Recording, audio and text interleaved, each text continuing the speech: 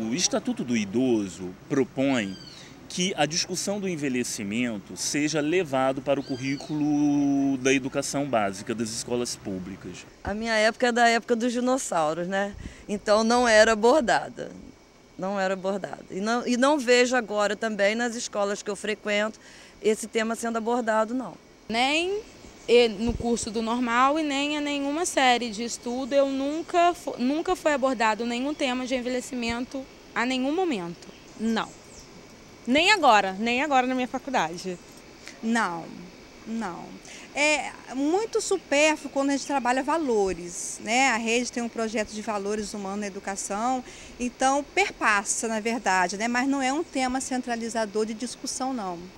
Como sou professor de geografia, quando nós trabalhamos o segmento da população em relação à idade das pessoas, nós geralmente citamos sobre essa faixa etária, sobre as faixas etárias maiores, sobre o envelhecimento da população brasileira, isso é falado.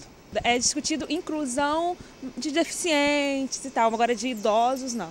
Uma discussão imediata a respeito disso não, raramente acontece.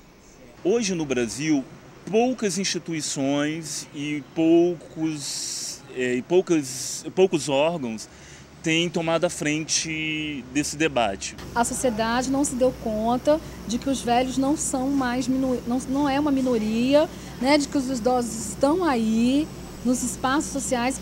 Todo mundo tem um idoso em casa, todo mundo tem uma história para contar, um problema no dia a dia que convive com o idoso. Só que a gente, né, não para refletir. Eu acho que assim, no nível universitário, acadêmico, isso ainda é uma realidade distante. Nos níveis de educação mais baixos, primeiro e segundo grau, é quase que inexistente.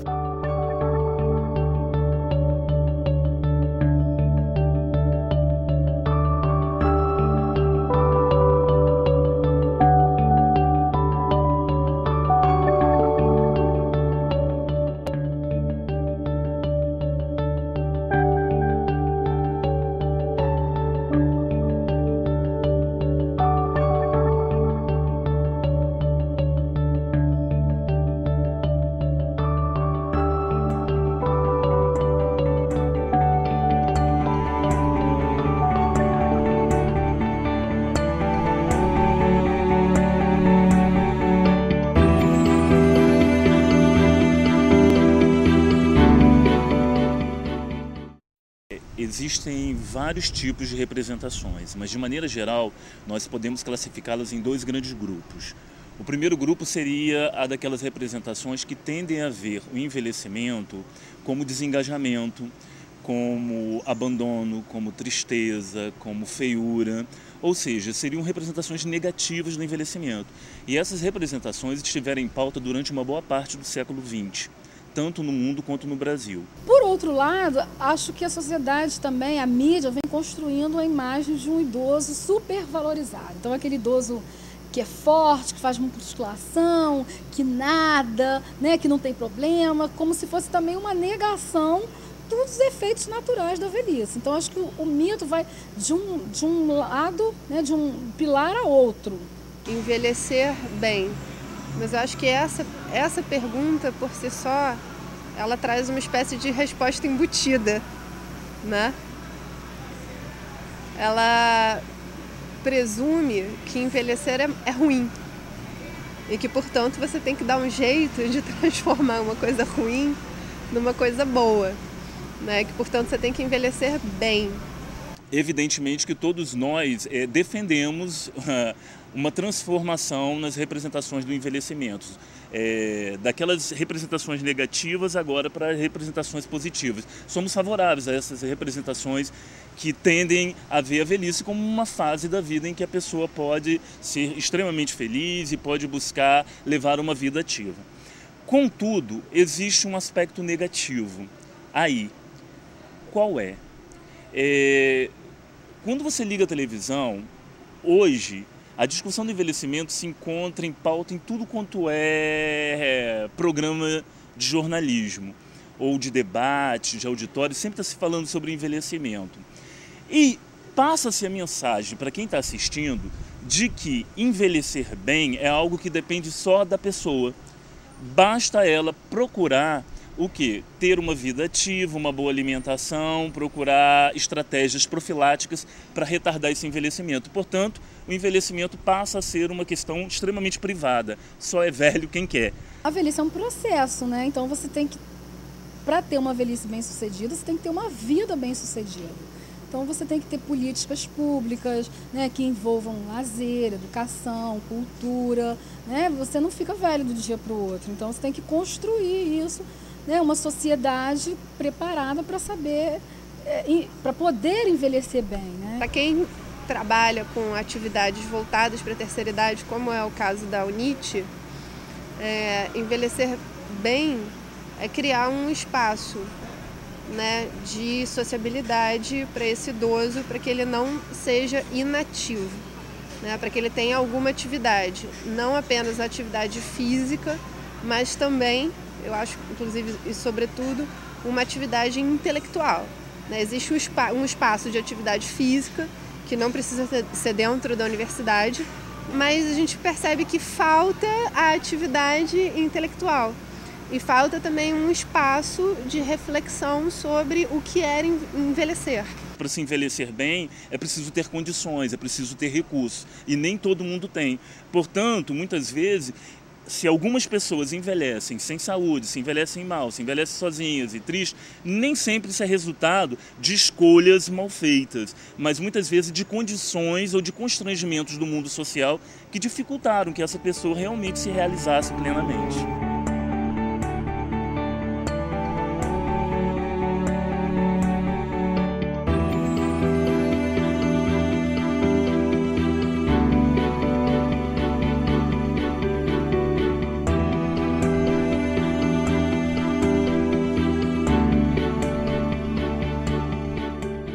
Ano passado ficamos sabendo do projeto Novos Talentos, né? Esse projeto tem por objetivo incentivar a relação das universidades com as escolas da educação básica, e ao saber desse projeto do edital, nós tivemos a ideia de levar o que propõe o Estatuto do Idoso para as escolas. Porque você não muda a cultura com ação judicial, nem com uma lei, né?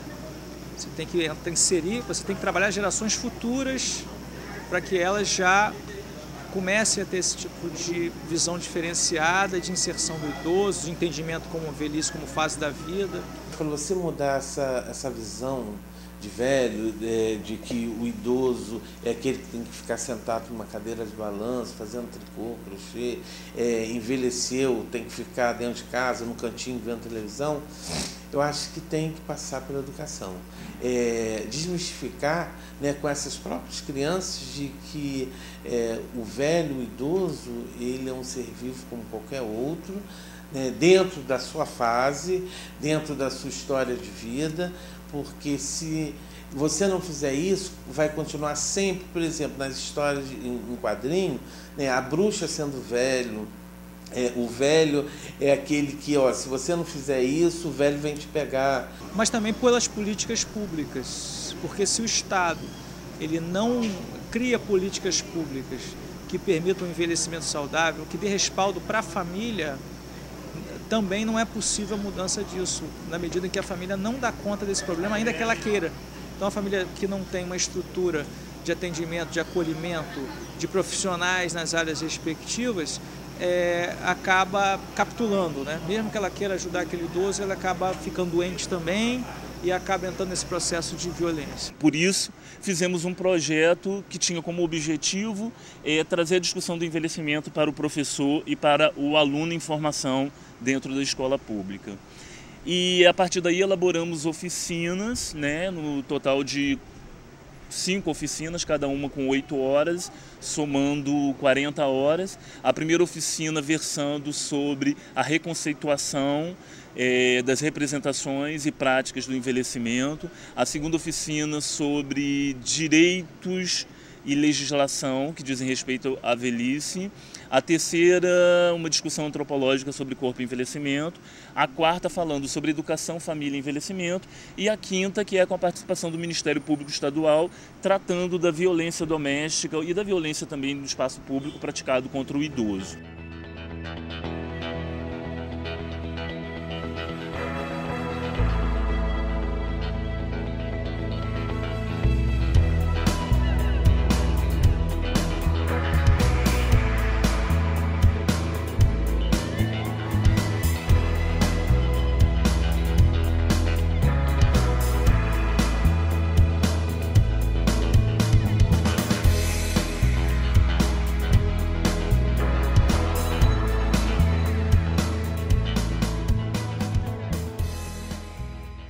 A UNIT hoje é um programa de extensão. Ele começou como um projeto de extensão em 1994, né? E de lá para cá foi uma longa caminhada, né? Caminhada essa levada com muita coragem e garra pela professora Silvia Salles, né? Que se aposentou há 2 anos atrás. E há 2 anos atrás eu assumi a coordenação, né, da Universidade da Terceira Idade, sabendo que se tratava de um projeto que já tinha atendido a mais de 1.000 idosos e que tinha como objetivo trabalhar com essa reconceituação das representações e práticas do envelhecimento, de forma a fazer com que essas pessoas que aqui chegavam com uma visão extremamente negativa dessa etapa do curso de vida pudessem se autovalorizar e ir em busca de alternativas e de projetos para o seu futuro, mostrando que, embora fossem pessoas com mais de 60 anos, elas tinham o direito e podiam ter um projeto de vida. Porque a UNIT é muito mais do que cabe nos muros da universidade. Impressionante, porque a forma como ela é vista pela sociedade, que se reflete inclusive na quantidade de pessoas que se candidatam às turmas anuais aqui, que é uma proporção de 4 candidatos por vaga. O envolvimento daqueles que já passaram por aqui e que estão vinculados à associação de ex-alunos e que se vinculam também às diversas atividades que a UNIT tem nos mais diferentes campos. Quando eu assumi, eu procurei, na medida do possível, dar continuidade ao trabalho da professora Silvia e, ao mesmo tempo, ampliar um pouco para a minha área de discussão, que é o campo da sociologia. O projeto hoje está, de certa forma, vinculado ao curso, ao departamento de ciências sociais. E quando eu apanhei o projeto para desenvolvê-lo, né, eu procurei fazer uma aliança entre a extensão, o ensino e a pesquisa. E aí comecei a criar estratégias e ações que pudessem contemplar essas 3 dimensões do trabalho universitário. Isso nos dá uma sensação que ela é muito maior do que nós. Ela é uma coisa que é da sociedade também, já foi apropriada pela sociedade e que tem sua parte limitada, encerrada nos muros da universidade. Primeiro, porque a temática da terceira idade é uma das temáticas mais importantes do ponto de vista social e do ponto de vista do desenvolvimento do país. Cuidar da terceira idade, garantir qualidade de vida, bem-estar e uma vida saudável, alegre para o idoso é dever do Estado, é obrigação da sociedade, obviamente sem contar que deve vir primeiro da família, mas de qualquer maneira é um dever da sociedade. A sociedade ainda vê o idoso como um problema em vários aspectos, né? E que eu acho que isso só vai mudar a partir do momento que esses idosos comecem a marcar presença.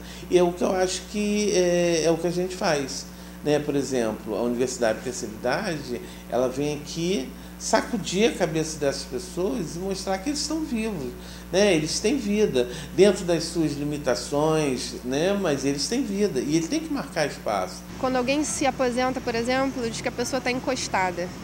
Isso por si só, né? Se encostou. Né? Isso por si só já é uma coisa ruim, ser improdutivo. Né? Num universo que é transpassado pela necessidade do trabalho e pela valorização do trabalho, não trabalhar é uma coisa muito ruim. né? As características em geral são negativas, né? A feiura, a doença, o medo da morte, a ideia do velho chato, do velho ranzinza, né? São todas concepções negativas. Assim. Então, trazer essa temática para dentro da universidade e criar aqui um local onde o idoso vai ser tratado, inclusive, como adulto, né? Em que sentido de adulto? Aqui ele vai discutir legislação, aqui ele vai discutir direito, aqui ele vai lidar com arte, aqui ele vai lidar com o lúdico, mas aqui ele vai lidar com a reflexão, ele vai lidar com a arte, ele vai lidar com a cultura e ele vai lidar com a ciência.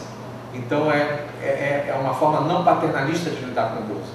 É uma forma de lidar com o idoso de igual para igual como cidadão, como pessoa que tem tanto valor quanto qualquer outro de qualquer outra faixa etária.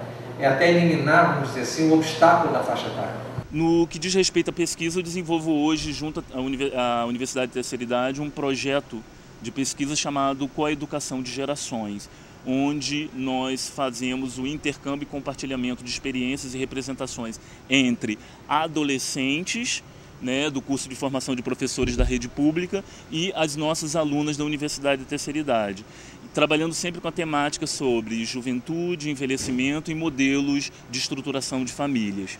Esse é um projeto que está em curso, temos aí um bolsista de iniciação científica que participa dele também e mais alguns bolsistas voluntários. Esse projeto está pelo meio, nós estamos caminhando e futuramente vamos, de repente, concluir uma parte, né? No que diz respeito ao ensino, nós temos alguns projetos como esse que estamos terminando agora, do projeto Novos Talentos, de levar a discussão do envelhecimento para a rede pública, e estamos com outro projeto aí concorrendo para o ano que vem para levar a discussão da violência doméstica contra o idoso para dentro das escolas públicas também, principalmente para os cursos de formação de professores.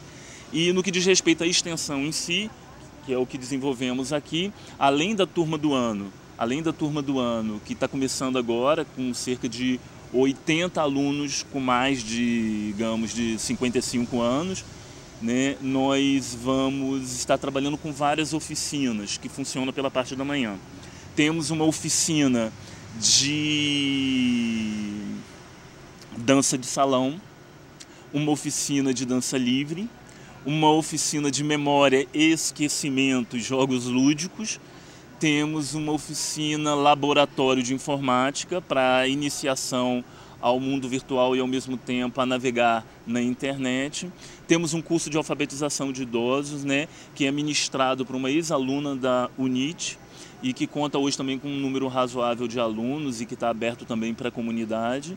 Temos um curso de literatura que é ministrado por um graduando aqui do curso de Ciências Sociais, que é versado nessa discussão. E temos, na medida do possível, procurado criar novas oficinas e temos projetos para futuras oficinas, que são oficinas de extensão e todas sempre com essa lógica de que é possível adentrar nessa fase da vida entendida como envelhecimento de uma maneira mais positiva e mais otimista em relação a si mesmo e ao meio circundante.